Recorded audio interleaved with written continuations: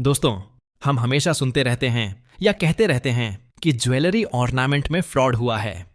22 carat की जगह कम carat का गहना दे दिया गया है और हमारे साथ धोखाधड़ी हो गई है। लेकिन दोस्तों, सबसे हैरानी वाली बात क्या होती है? उस गहने पर हॉलमार्क भी होता है और उस पर साफ साफ 22 कैरेट भी लिखा होता है। फिर भी आखिर गहने के कैरेट में गड़बड़ी कैसे हो सकती है? क्या यह सच में संभव है? दोस्तों, आज हम इसी विषय पर बात करेंगे। देखिए, किसी गहने पर हॉलमार्क और 22 कैरेट लिखा होने के बावजूद भी उसकी क्वालिटी में फर्क हो सकता है। अब सवाल यह है कि ऐसा कैसे हो सकता है? मान लीजिए कोई गहना बन रहा है। असल में फ्रॉड उसी समय होता है जब गहना बनाया जा रहा होता है।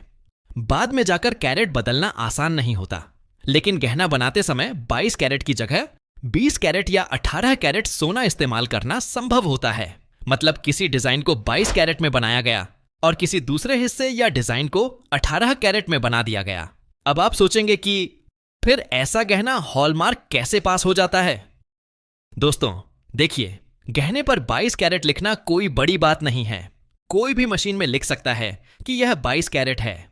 यह काम कोई भी कर सकता है। लेकिन जब गहना हॉलमार्क सेंटर में जाता है तो वहां मशीन से टेस्ट करने के बाद ही हॉलमार्क की मोहर लगाई जाती है।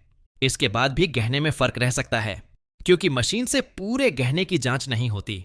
कुछ जगहों से ही सैंपल लेकर टेस्ट किया जाता है और उसी आधार पर गहना पास कर दिया जाता है। अगर आपकी किस्मत खराब हुई तो वह गड़बड़ी मशीन की पकड़ में नहीं आती और गहना हॉलमार्क पास हो जाता है।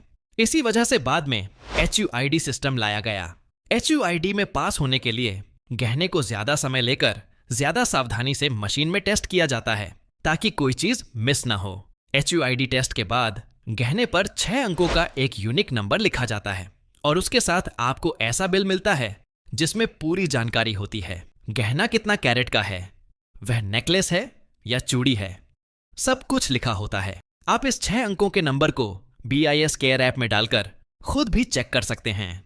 अगर ऐप में दिखने वाली जानकारी और बिल की जानकारी मैच नहीं करती तो ऐसा गहना कभी मत लीजिए। बिल में गहने का नाम और 6 अंकों का नंबर पूरी तरह से मैच होना चाहिए, नहीं तो आगे चलकर आपको परेशानी हो सकती है।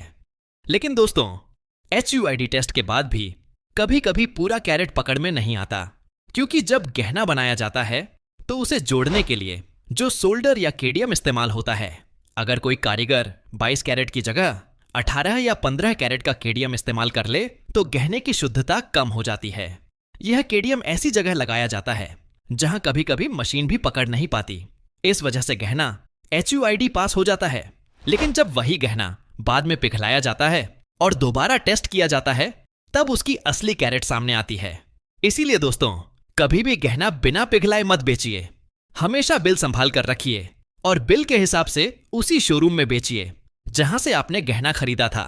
इससे आपको नुकसान नहीं होगा। गहना खरीदते समय ही बिल, हॉलमार्क और HUID सब कुछ ध्यान से देख लीजिए, क्योंकि बाद में कुछ भी करना मुश्किल हो जाता है।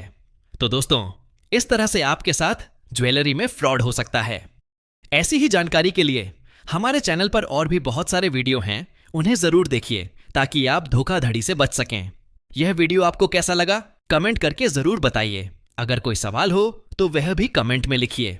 वीडियो को लाइक कीजिए, चैनल को सब्सक्राइब कीजिए और हम आपसे फिर मिलेंगे एक नई जानकारी के साथ। धन्यवाद।